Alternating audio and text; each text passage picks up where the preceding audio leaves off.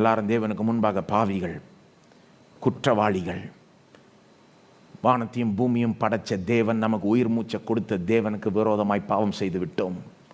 உலகம் இதை புரிஞ்சிக்காது, நாம் புரிஞ்சுக்கணும் இல்லையா? நமக்கு உயிர் மூச்சை கொடுத்து தாளத்தையும் கிருபையும் எல்லாத்தையும் கொடுத்த தேவனை கண்டுக்காமல் விடுறதே பெரிய பாவம். இல்லை, நீர் எனக்கு தேவையில்லை, நான் இஷ்டப்படி வாழ்ந்துப்பேன், நீர் எனக்கு சொல்ல தேவையில்லை எப்படி வாழ்கிறது, நான் விருப்பப்படுறபடி நான் வாழ்ந்துப்பேன், நானே எனக்கு கடவுளாக இருந்துப்பேன்றது தான் பாவம். பாருங்கள், பாவத்தினுடைய அந்த அந்த மோசமே அதுதான். பாவத்தில் என்ன மோசம்னா, அது பெரிய ஒரு செயல் மோசன்றதை விட தேவனுக்கு கடவுளுக்கு விரோதமாய் ஒரு முரட்டாட்டம். அது நீர் எனக்கு தேவையில்லை, நான் விருப்பப்பட்டபடி தான் நான் வாழுவேன். நீர் யார் எனக்கு சொல்றது? எல்லா மனிதர்களும் அப்படி தான் வாழ்றாங்க. பெற்றோரை பார்த்து சொல்றாங்க, நீங்க யார் எனக்கு சொல்றது? டீச்சர்ஸை பார்த்து சொல்றாங்க, நீங்க யார் எனக்கு சொல்றது? எல்டர்ஸை பார்த்து சொல்றாங்க, நீங்க யார் எனக்கு சொல்றது? கடவுளையே பார்த்து சொல்றாங்க, நீங்க யார் சொல்றது? நான் விரும்புகிறத நான் செஞ்சுட்டு போகிறேன். நாம் எல்லாருமே அவருக்கு விரோதமாக முரட்டாட்டம் செய்து விட்டோம். அவருக்கு முன்பாக நம்ம எல்லாருமே பாவிகளாக இருந்தோம். நமக்கு தான் மரண தண்டனை வர வேண்டியது. பாவத்தின் சம்பளம் மரணம். மரணம்னா நரகத்தில் நித்தியமாய் எரிய வேண்டியவன் நான். அதுதான் எனக்கு வர வேண்டிய தண்டனை. அதுக்கு தான் நான் தகுதி உள்ளவன். இயேசு என்ன பண்ணுறாரு?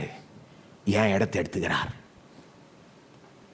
என் இடத்தை எடுத்துக்கிட்டு எனக்காக சிலுவையில் நரக அக்கினி அவர் மேலே விழுது. நரகத்தை அனுபவிக்கிறார் சிலுவையில் நம்முடைய இடத்துல.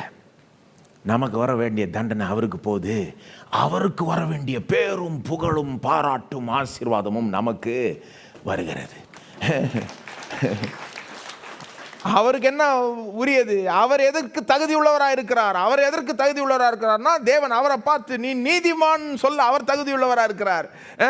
இது என்னுடைய நேசகுமாரன், இவரில் நான் பிரியப்படுகிறேன்னு அந்த வார்த்தையில் கேட்க யார் தகுதி உள்ளவர் இருக்கிறார்? இயேசு தான் தகுதி உள்ளவரா இருக்கிறார். நான் உன்னை ஏற்றுக்கொள்கிறேன், நான் உன்னை அரவணைக்கிறேன், உன்னை அன்பு கூறுகிறேன், நீ எல்லா ஆசீர்வாதத்துக்கும் தகுதி உள்ளவன், இந்த எல்லா ஆசீர்வாதத்தை என்ஜாய் பண்ணுன்னு அந்த வார்த்தையில் கேட்கறதுக்கு இயேசுக்கு தான் தகுதி இருக்கு.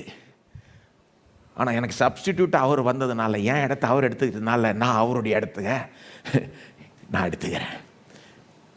அந்த வார்த்தைகள்லாம் எனக்கு கிடைக்குது. இப்போ என்னை பார்த்து தேவன் சொல்கிறார், நீ நீதிமான், நீ பாவி அல்ல, நீனு நீதிமான்.